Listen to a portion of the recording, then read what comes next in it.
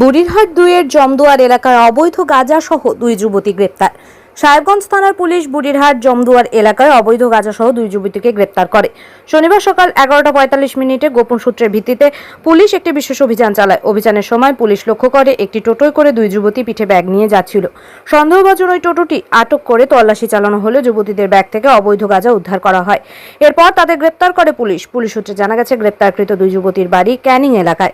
তবে তাদের পরিচয় এখনো প্রকাশ করা হয়নি। এ সময় উপস্থিত ছিলেন এসডিপিও ধীমান মিত্র, সাহেবগঞ্জ থানার ওসি অজিত কুমার শাহ এবং অন্যান্য পুলিশ কর্মীরা।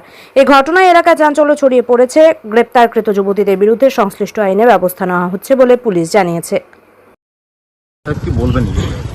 আমাদের আজকে গোপন সূত্রে খবর ছিল যে এখান থেকে গাঁজা বাইরে যাবে, তো সেই সূত্রেই আমরা এখানে একটা টোটোকে আটকাই এবং দুজন মহিলা সেই টোটোয় ছিলেন। আমাদের সঙ্গে মহিলা পুলিশ ছিলেন। সেই মহিলা পুলিশের সহযোগিতায় আমরা তাদের ব্যাগ থেকে দুটো ব্যাগ ভর্তি গাঁজা পেয়েছি। এখন এরপরে আইন মাফিক যেটা ব্যবস্থা নেওয়া, সেই ব্যবস্থা নেওয়া হবে।